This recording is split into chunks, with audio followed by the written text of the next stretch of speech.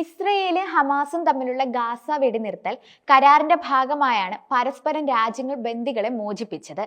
എന്നാൽ ഇസ്രയേൽ ജയിലുകളിൽ നേരിട്ടത് അതിക്രൂരമായ പീഡനമെന്നാണ് മോചിപ്പിക്കപ്പെട്ട പലസ്തീൻ തടവുകാർ ഇപ്പോൾ വെളിപ്പെടുത്തിയിരിക്കുന്നത്. വെടിനിർത്തൽ കരാറിന്റെ ഭാഗമായി 183 പലസ്തീനികളാണ് ഇതുവരെ മോചിപ്പിക്കപ്പെട്ടത്. വർഷങ്ങളോളം ജയിലിൽ ക്രൂരമായ പീഡനം നേരിട്ടതിനെ തുടർന്ന് അവശരായാണ് പലരും പുറത്തിറങ്ങിയത്. ക്ഷീണിതരായിരുന്ന പലരും കാത്തിരുന്ന ബന്ധുക്കൾക്കും സുഹൃത്തുക്കൾക്കുമൊപ്പം ആഘോഷിക്കാൻ പോലും ആവാതെ നേരിട്ട് ആശുപത്രിയിലേക്കാണ് പോയത്. ഓരോ തവണ തടവുകാർ മോചിതരാകുമ്പോഴും അവരുടെ ശരീരത്തിൽ തടവറയിൽ അവർ നേരിട്ട പീഡനത്തിന്റെ അടയാളങ്ങളും ഉണ്ടായിരുന്നു. ഒക്ടോബർ 7-ന് ശേഷം പീഡനത്തിന്റെ കാഠിന്യം വർദ്ധിക്കുകയും പട്ടിണിക്കിടുകയും ചികിത്സ നിഷേധിക്കുകയും ചെയ്തിരുന്നു. സ്കാബിൾസ് അടക്കമുള്ള പകർച്ചവ്യാധികൾ പലർക്കും ബാധിക്കുകയും ചെയ്തിരുന്നു. ദിവസങ്ങളോളം ക്രൂരമായി മർദ്ദിച്ചതിനെ തുടർന്ന് പലരുടെയും വാരിയൽ ഒടിഞ്ഞ നിലയിലായിരുന്നുവെന്നും പലസ്തീൻ പ്രിസണേഴ്സ് സൊസൈറ്റി പ്രസ്താവനയിൽ പറയുന്നുണ്ട്.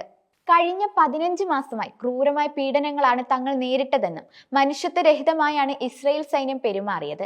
ഞങ്ങളോട് പെരുമാറിയതിനേക്കാൾ മാന്യമായാണ് അവർ മൃഗങ്ങളോട് പോലും പെരുമാറിയതെന്നും ജയിൽ മോചിതനായ ഒരു തടവുകാരൻ പറഞ്ഞിരുന്നു.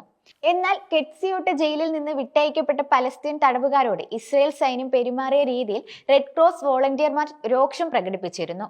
തടവുകാരുടെ കൈകൾ തലയ്ക്ക് മുകളിൽ വിലങ്ങണിയിച്ച നിലയിലായിരുന്നു.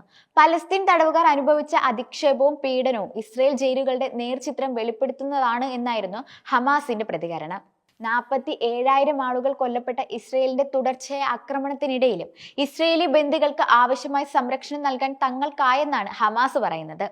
ബന്ദികളുടെ മാനസികവും ശാരീരികവുമായ അവസ്ഥ തങ്ങളുടെ ചെറുത്തുനിൽപ്പിന്റെ മൂല്യങ്ങളും തടവുകാരുള്ള ധാർമ്മിക പ്രതിബദ്ധതയും തെളിയിക്കുന്നതാണെന്നും അതേസമയം ഇസ്രയേൽ സൈന്യം ജയിലുകളിൽ പലസ്തീൻ തടവുകാർക്ക് നേരെ ഹീനമായ കുറ്റകൃത്യങ്ങളാണ് നടത്തുന്നതെന്നും ഹമാസ് പറഞ്ഞു.